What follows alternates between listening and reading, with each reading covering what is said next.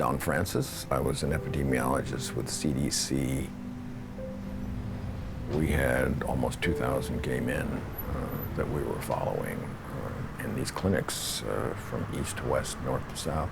And we got a call, Don, we've got this new disease in these people. There's no doubt that this virus is established in this country and will be for many, many years, if not forever. We didn't know a lot about AIDS in the early days. We knew it was some kind of, suspected very early on, some kind of infectious disease. My name is André Picard. I'm a columnist and reporter at the Globe and Mail. It didn't take long with HIV to see it was a blood-borne illness. You had a disease we didn't know at that time was 100% fatal, but we knew it was 50, 60, 70 of HIV-infected people, that this was a deadly bug.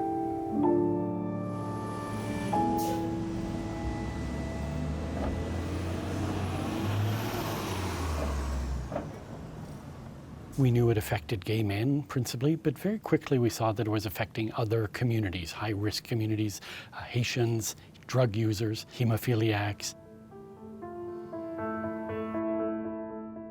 Growing up with hemophilia meant a lot of time in the hospital, and there was no real medicine to prevent my bleeds.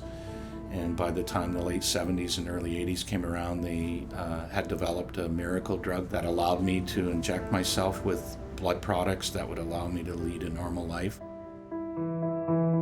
I'm Mike McCarthy. I was born a hemophiliac, and I got tainted blood in 1984.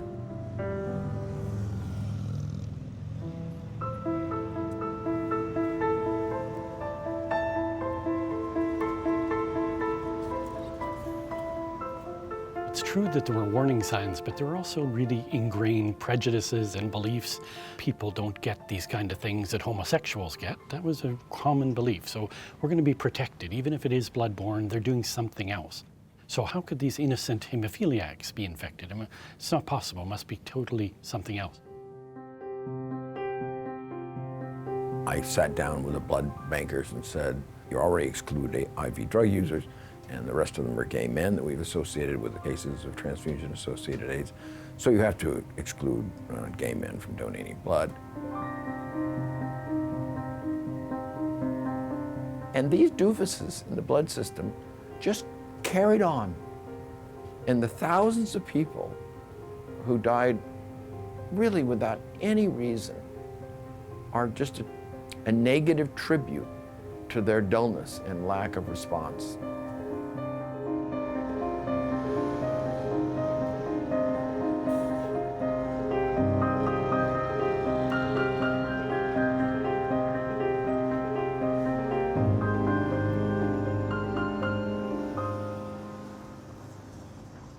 There was about 3,000 people that were infected with HIV through the blood system in Canada, and over 30,000 people infected with hepatitis C in the blood system in Canada until proper screening was implemented in the 90s. The manufacturers, many of which are for-profit corporations in the US, said, whoa, let's wait. We can't just go stop collecting blood. This is really something that people need. We have to wait until we have more information. The Red Cross, even though it was a non-profit corporation in Canada, took a very similar tack. We don't want to scare donors off. That was the #1 fear, right? We're going to scare donors off if we talk about this mystery disease.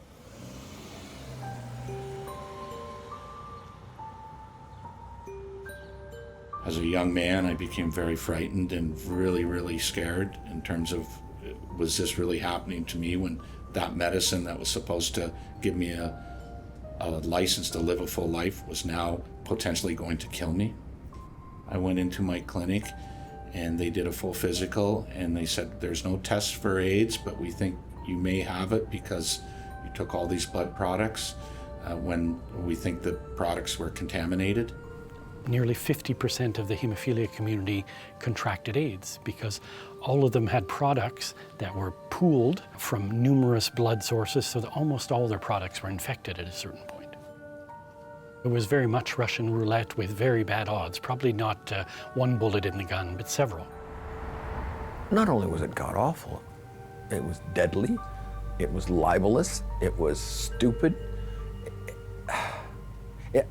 to this day, do not understand why. Why would you not essentially use the same logic you do for screening donors anyway to decrease the risk of hepatitis or whatever other disease we were screening with at that time?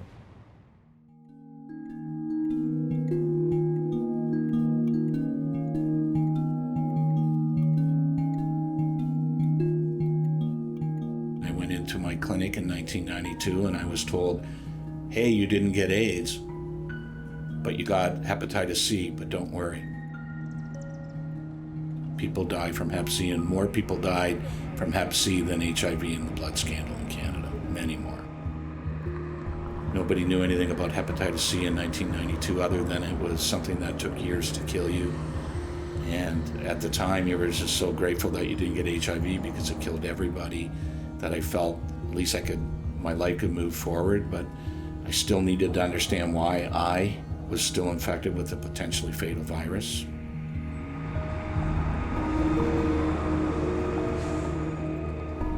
There's an instance in Canada where we purchased blood from a prison in Arkansas because of shortages here. Very, very high rates of hepatitis, of HIV in that population. And again, you take that and you pool it, it's almost guaranteed that those lots of blood are going to be infected. It was identified that I got some tainted batches from a prison in Arkansas that the government knew about and decided to allow it to remain in the system, and me and hundreds of other hemophiliacs paid the price for that.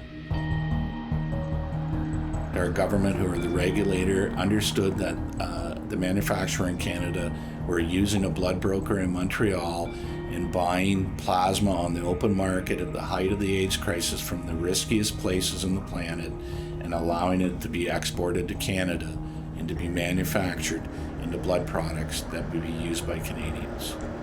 The blood bankers were not change agents, and that's true in Canada, in the United States, and elsewhere. And the regulators were really blood bankers regulating blood bankers, because why would you need regulation in blood banking? These are good people trying their best. And as a result, thousands of people died around the world.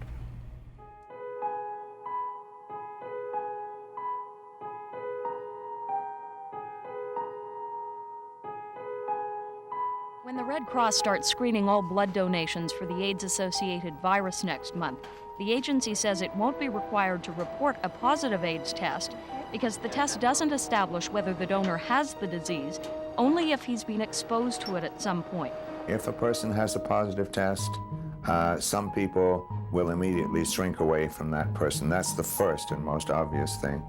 It is possible that it can influence their employability. It's possible it can influence their social lives. The real problem in addition to the Red Cross's attitude of, wanting, really denying that this was a problem, was a lack of regulation.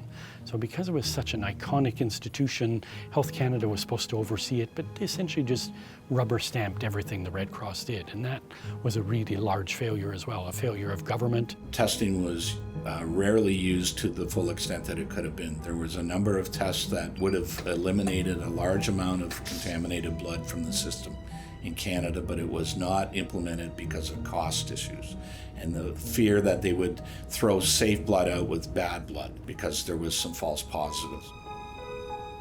They didn't implement a tool that could have reduced the risk for Canadians, and it proved to be a fatal decision for people that relied on a safe blood product or a transfusion.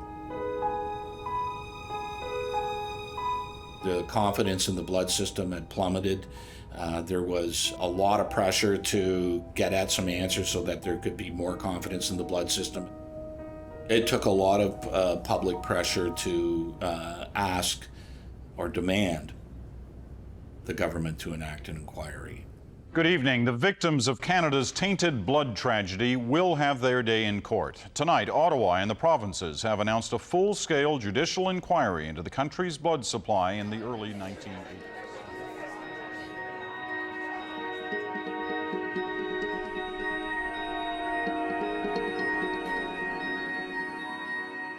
It is not, and it will not be, a witch hunt. We hope that never again will a major national public health catastrophe unfold as this one did.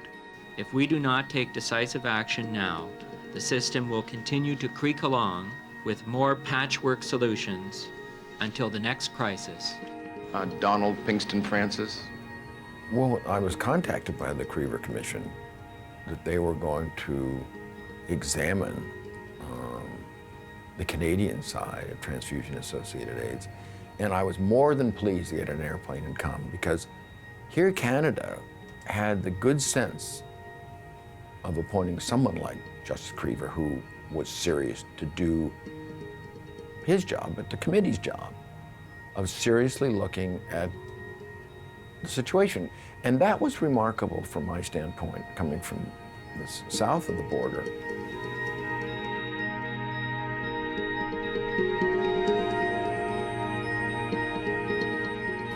I ask again, will the government dispel the appearances of a cover-up by giving Krever all the information he needs to get to the bottom of the tainted blood supply? The Honourable Deputy Prime Minister.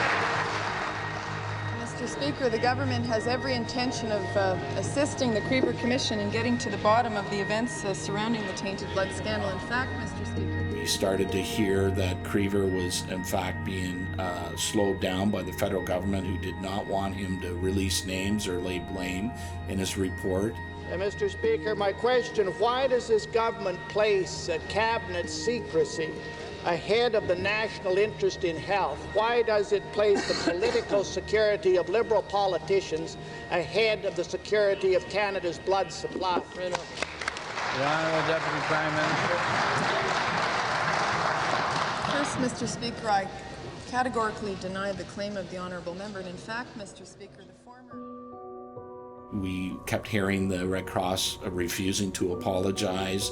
The Red Cross was involved in and followed and indeed on top of the issue from the start. I don't see the effort here of adjusting to the AIDS epidemic at all.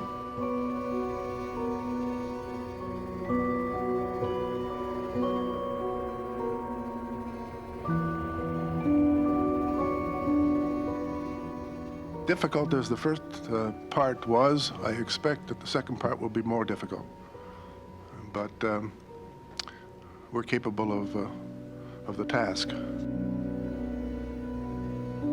There was a long distraction in the inquiry that went off to the courts, all the way up to the Federal Court of Canada, which ultimately ruled that, yes, a commission can lay blame. Ultimately, the kind of things that Justice Krever exposed through his exhaustive inquiry, the findings were so disturbing that the federal government took him to the Supreme Court to try to stop him from releasing his final report.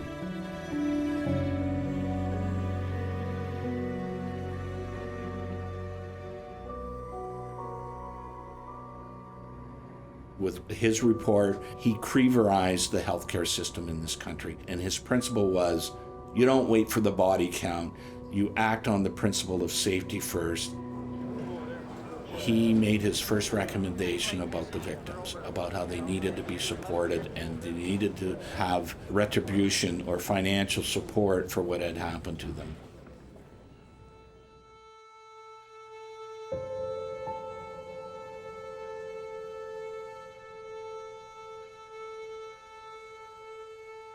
We've done the best we can in a difficult situation. Tell my children, please, what your responsibilities are to them when they do not have a father.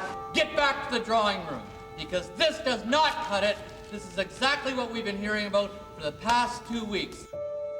The government arbitrarily decided who would get help. And it would be those people that had the greatest opportunity to win a lawsuit in the court of law. When we chose the period of 86 to 90, we took the best scientific medical data that was available to us. You should be ashamed! I've explained the rationale. All of us agree that's the approach that should be taken, and that's the approach we've taken. Thank you very much. Thank you. I'm sick. I am dying. I got a little boy at home, and I think this is absolutely outrageous that Canadians have to be treated in this manner. I felt abandoned. I was before that arbitrary date of 86 to 1990. I got prison blood in 1984. That was egregious misstep and bad decisions by government. I'm not sure that the victims of tainted blood could ever get justice. What was done to them was horrific. The failings were massive, and multiple parties failed time and time again. So I don't know if there can ever be justice.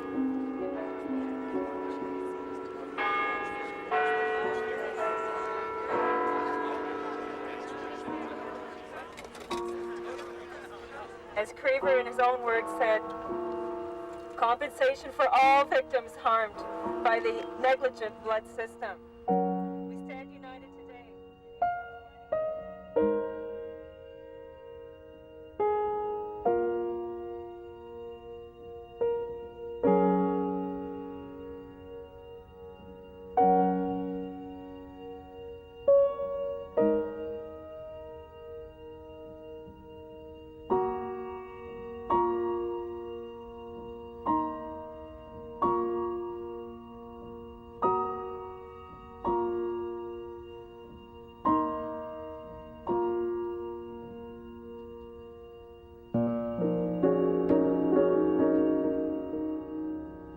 Tainted blood victims basically took the bull by the horns and showed the Canadian public, and certainly showed the Canadian politicians, that sometimes when you make the wrong decision, it doesn't go away. And you can't put the coffin lid on it and say that file is closed, because it's only closed when there's justice for all.